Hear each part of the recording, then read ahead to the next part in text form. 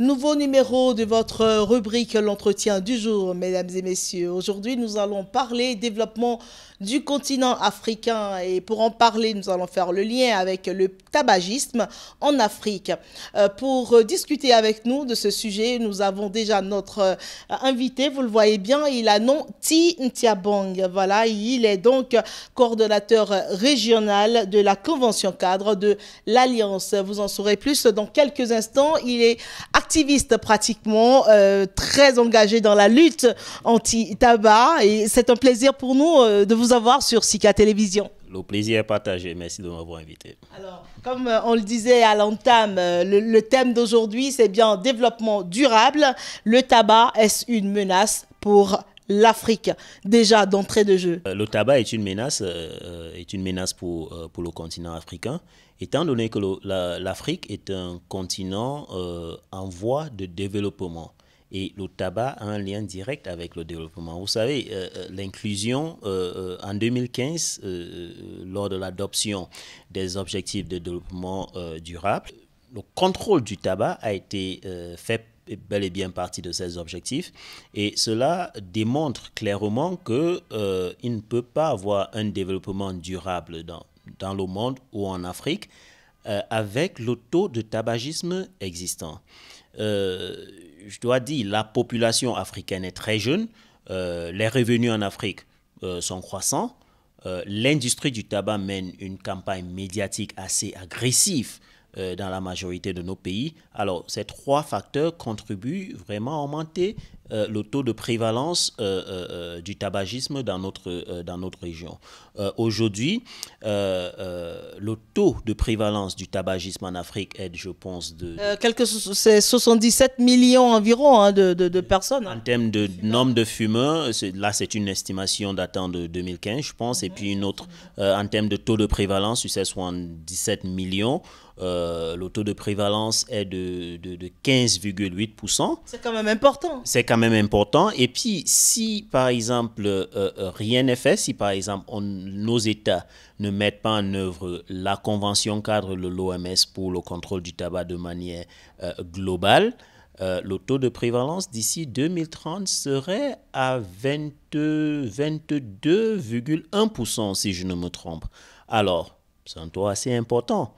Et puis, face à cette situation, je pense que nos États africains ont vraiment intérêt à mettre en place des politiques assez scientifiquement prouvées, telles que prescrites par la Convention cadre de l'OMS pour la lutte anti-tabac.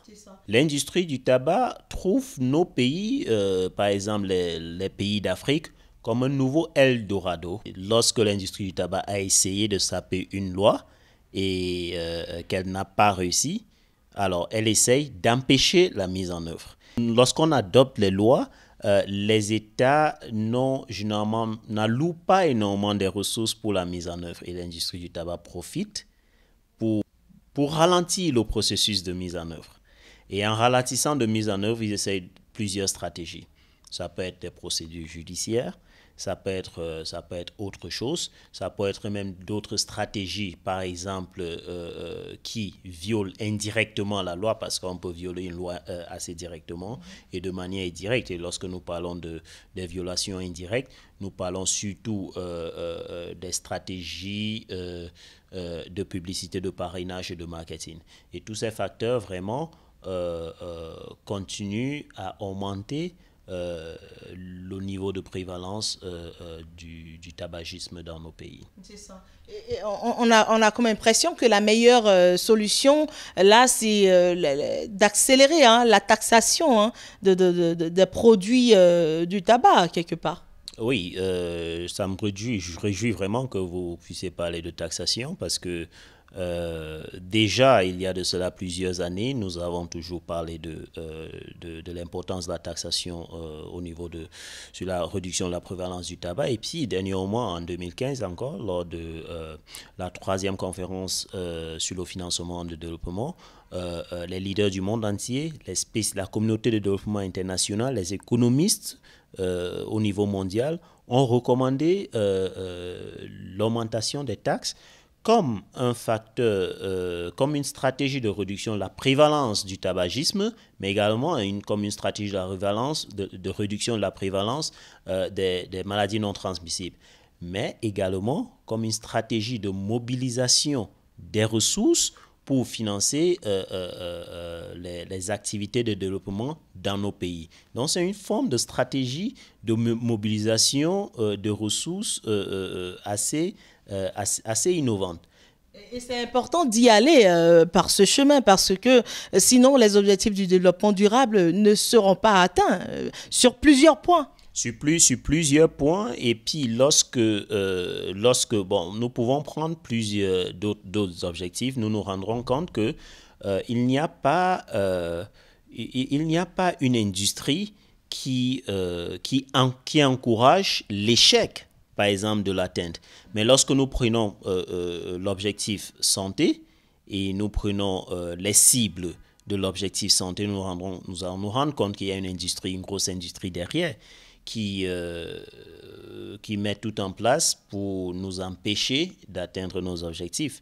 Et puis du coup, comme on a dit au départ, le tabac est lié pratiquement à tous les autres objectifs. Une population malade ne peut pas contribuer à son développement. On va commencer par l'objectif 1, lutter contre la pauvreté. Là. Par exemple, si nous prenons ne serait-ce que les pays qui historiquement dépendent de la culture du tabac, tels que le Zimbabwe, en partie la Namibie, dans le Malawi, je veux dire le Malawi, une partie du Mozambique, nous allons nous rendre compte que ces pays font partie des pays des plus pauvres du monde entier. Alors du coup, c'est une preuve aussi simple que le tabagisme ou la culture du tabac ou le tabac n'est pas un facteur ou un produit de richesse. Si nous prenons même les détaillants de tabac, est-ce que vous pouvez me citer un détaillant de tabac qui est riche dans notre société? Ah non, ça n'existe pas dans notre société. Donc du coup, le tabac est à décourager vraiment sur tous les plans, sur un plan social, sur un plan économique. Le tabagisme n'est pas encouragé. Vous êtes conseiller en plaidoyer contre le tabagisme depuis bien des années. Pourquoi est-ce que la lutte anti-tabac a du mal à aboutir en Afrique depuis qu'on en fait? Non, je dirais la lutte n'a pas du mal à aboutir en Afrique. Là, très souvent, j'aime préciser cela. Vous savez, c'est toute une génération que nous essayons de faire changer. Donc, nous travaillons aujourd'hui pas pour nous, nous travaillons pour les générations futures. Alors, le changement est assez lent, mais nous sommes en train de s'aimer les pions pour des résultats dans le futur. Alors, du coup, mais cela n'empêche de dire que oui, le changement est assez lent pour le moment en Afrique. Alors, nous avons plusieurs facteurs. Premièrement, l'ingérence de l'industrie du tabac. Dans tous nos pays, l'industrie du tabac joue un rôle, contrôle un peu le système. L'industrie du tabac utilise toutes les stratégies. Vous savez, le budget si nous prenons une industrie du tabac, que je ne veux pas citer le nom, on ne va pas faire la publicité et autres. Le budget de cette industrie est plus que le budget de tous les pays d'Afrique subsaharienne si on exclut l'Afrique du Sud, par exemple. Alors, du coup, ceci dit, ils peuvent tout faire dans nos pays. Alors, malheureusement, nos gouvernements sont un peu pris dans ce piège. Le deuxième facteur également, c'est ce problème d'accessibilité du tabac. Tout le monde a accès au tabac.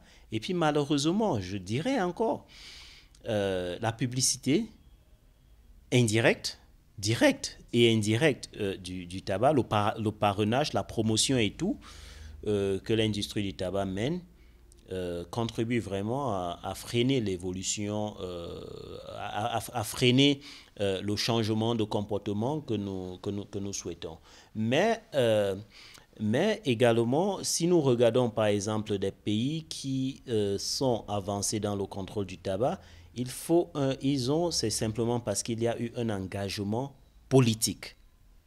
S'il y a un engagement politique dans un pays, nous sommes sûrs que nous voyons automatiquement que les choses changent. On voit le changement. On voit le changement. Donc, du coup, le changement est assez perceptible. C'est-à-dire la mise en place, par exemple, des espaces 100% non-fumeurs. Nous trouvons que dans des pays qui ont déjà adopté et renforcé ce genre de politique sont de plus en plus avancés dans d'autres domaines de contrôle du tabac.